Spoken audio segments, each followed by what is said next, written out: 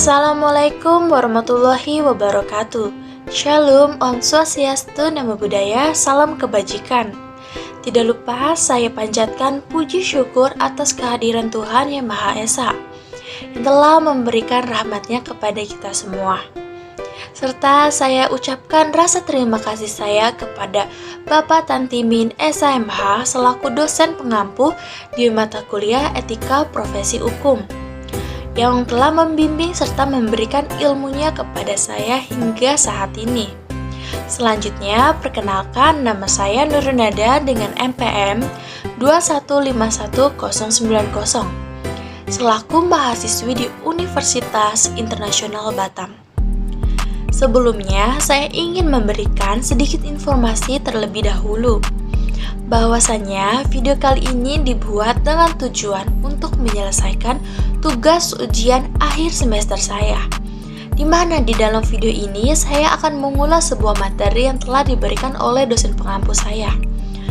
Video ini yang bertujuan memberikan pemahaman kepada penonton mengenai profesi dan kode etik dari seorang penyidik Polri. Jadi, topik pembahasan kali ini yang akan mengulas mengenai etika profesi penyidik Polri. Nah, selanjutnya saya akan menjelaskan terlebih dahulu mengenai polisi. Menurut Satjito Raharjo, polisi merupakan alat negara yang bertugas memelihara keamanan, ketertiban masyarakat, serta memberikan pengayoman dan memberikan perlindungan kepada masyarakat. Pada dasarnya, polisi di Indonesia ini terbagi dalam beberapa kesatuan.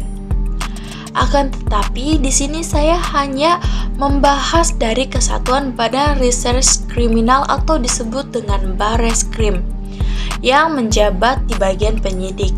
Saya akan menjelaskan mengenai penyidik terlebih dahulu. Penyidik adalah pejabat kepolisian negara Republik Indonesia yang diberi wewenang oleh undang-undang untuk melakukan penyidikan. Nah, penyidikan itu apa? Penyidikan adalah serangkaian tindakan penyidik dalam hal dan menurut cara yang diatur dalam undang-undang untuk mencari serta mengumpulkan bukti yang dengan bukti itu membuat keterangan tentang tindak pidana yang terjadi dan guna menemukan tersangkanya. Selanjutnya, tugas wewenang dari penyelidik.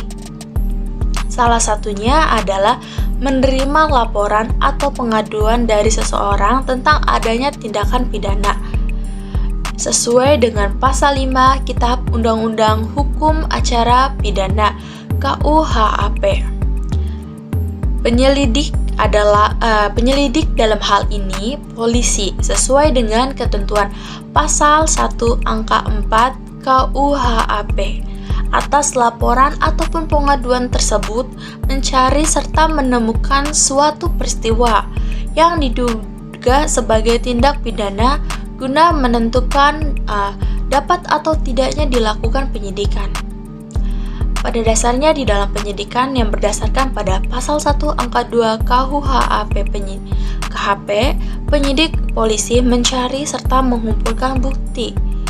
Dengan bukti itu membuat keterangan tentang tindak pidana yang terjadi dan guna untuk menemukan tersangkanya. Di dalam pasal 4 Peraturan Kepala Kepolisian Republik Indonesia Nomor 14 Tahun 2012 tentang manajemen penyidikan.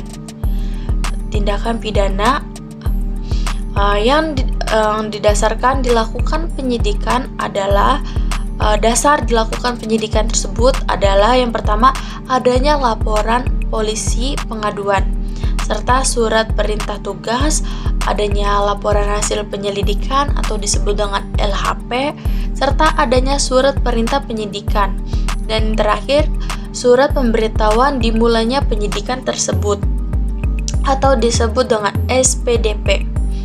Selanjutnya saya akan membahas mengenai kode etik profesi penyidik Polri. Nah, kode etik profesi penyidik Polri adalah norma-norma atau aturan-aturan yang merupakan kesatuan landasan filosofis, etika, moral tentang sikap perilaku yang mengenai hal-hal yang diwajibkan dan dilarang yang dilarang ditakutkan oleh penyidik dalam menjalankan tugasnya sebagai seorang penyidik maupun penyelidikan.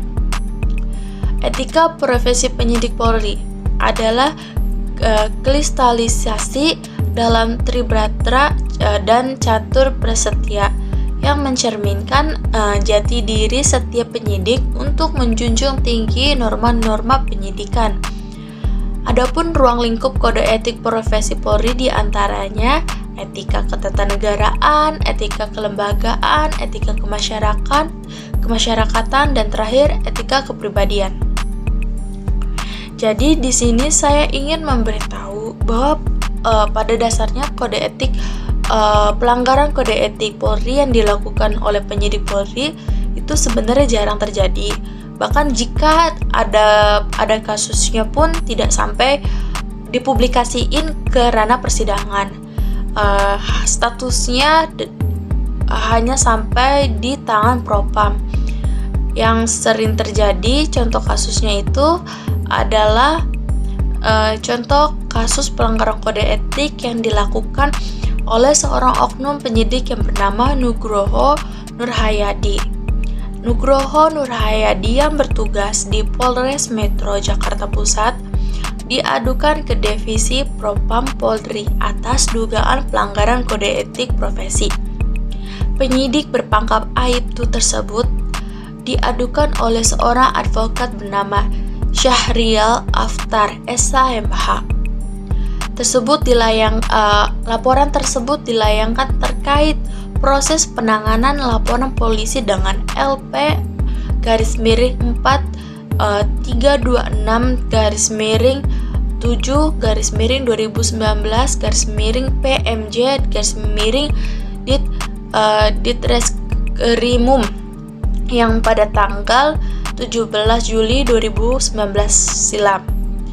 Pelaporannya adalah warga Tegal Alur Kalideres Jakarta Barat yang bernama Tiauhok. Laporan tersebut dibuat oleh kuasa hukumnya bernama Jusunandri. Sementara terlapornya adalah Chandra Gunawan, Andreas Solaiman, dan Bunian Leo. Ketiga terlapor diduga melanggar pasal 264 dan pasal 266 KUHP terkait tindak pidana memalsukan surat dan atau menempatkan keterangan palsu dalam akta otentik. Penyidik pun menetapkan ketiganya menjadi tersangka. Pelapor beralasan proses penyelidikan dan penyidikan kasus tersebut diduga tidak profesional yang mengantar para terlapor ini ditetapkan sebagai tersangka. Namun, pada tanggal 30 Juli 2021, penetapan tersangka terhadap ketiga pelapor dinyatakan tidak sah. Kasus tersebut dinyatakan berhenti dari penyidikan atau SP3. Hal tersebut diketahui melalui surat pemberitahuan penghentian penyidikan dengan nomor B-7/2019/Restro Jakpus tanggal 30 Juli 2021 yang dikirim kepada Kepala Kejaksaan Negeri Jakarta Pusat pada tanggal 2 Agustus 2021. Usai kasus tersebut dinyatakan para pelapor belum adanya upaya peradilan, sementara berdasarkan surat pemberitahuan hasil audit investigasi SPHI 2 dengan nomor B-WAS-21/2021 Dispropam Mabes Polri pada tanggal 27 Oktober 2021 menyatakan telah ditemukannya pelanggaran kode etik Polri yang dilakukan oleh Nugroho. Nugroho diduga melanggar pasal 7 ayat 1 huruf C, pasal 14 huruf D dan K Peraturan Polri nomor 14 tahun 2011 tentang kode etik profesi Polri. Kasus ini pun makin menarik setelah nama istri Tae Tiao Hok bernama Julio dan pengacaranya bernama Iming Tesalonika ikut diseret. Berdasarkan data dihimpun penyidik Nugroho, diduga bekerja sama dengan Julio dan Iming. Julio melalui Iming memberikan uang puluhan juta itu kepada Nugroho. Pemberian uang tersebut melalui rekening Nugroho. Iming pun tak membantah terkait pemberian uang tersebut kepada Nugroho. Iming memastikan pihaknya tunaikan permintaan Nugroho supaya urusannya juga bisa dibantu. Nugroho meminta uang serupa wartawannya buat fotokopi bensin ibunya yang sedang sakit, melayat tetangganya dan lain-lain. Itu adalah alasan yang dikeluarkan oleh Nugroho. Jadi Iming membantu agar urusannya bisa dibantu, ujar Iming melalui WhatsApp. Namun Iming mengaku uang tersebut telah dikembalikan oleh Nugroho. Jadi Iming hanya membantu meminjamkan dana karena sesama rekan profesi penegak hukum, dan dana itu dikembalikannya, katanya. Sementara Julio sendiri tidak merespon saat dihubungi ketika ditanya terkait namanya ikut terseret dalam kasus pelanggaran kode etik Nugroho. Diketahui Kepolisian Negara Republik Indonesia telah mengeluarkan telegram atas nama Kapolri dengan nomor ST-9-HUK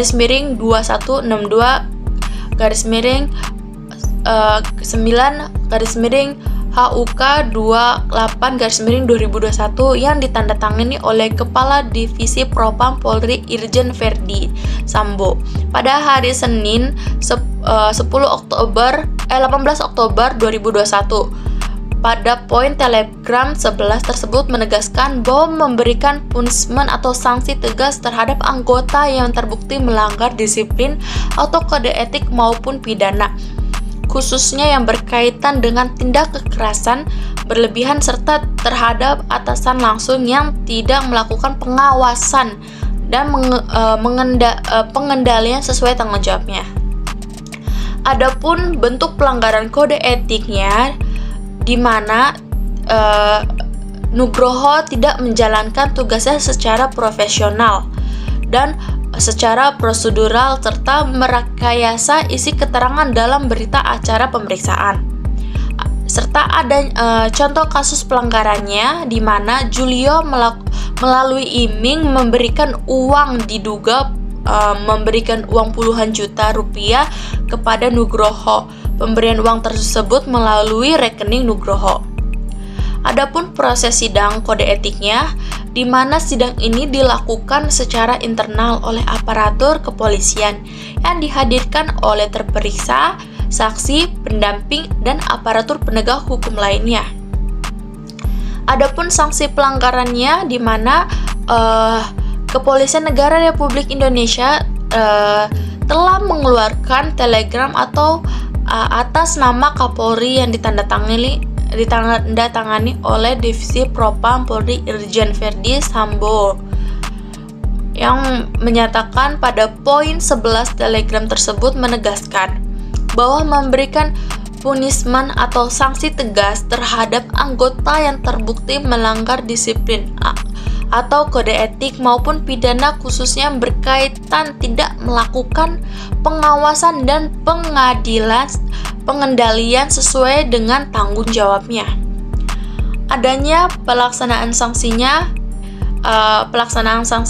yang terdapat pada pasal 14 Peraturan Pemerintahan Nomor 1 Tahun 2003 tentang pemberhentian anggota Polri serta pasal 13 Peraturan Pemerintah Nomor 2 Tahun 2003 tentang Peraturan Disiplin Anggota Polri. Adanya dasar hukum pelanggarannya di mana Nugroho diduga melanggar pasal 7 ayat 1 huruf C, pasal 14 huruf D dan K Peraturan Kapolri Nomor 14 Tahun 2011 tentang Kode Etik Profesi Polri.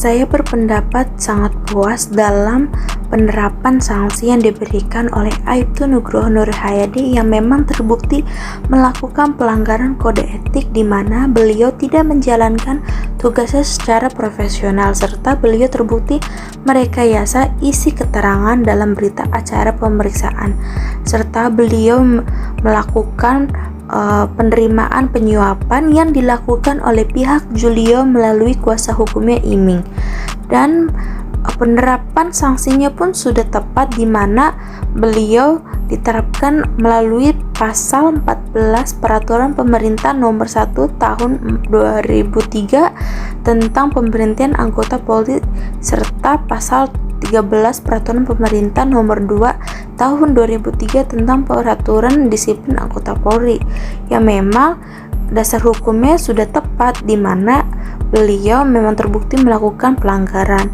Jadi Kepolisian Republik Indonesia sudah menjalankan tugasnya dengan benar tanpa memandang bulu.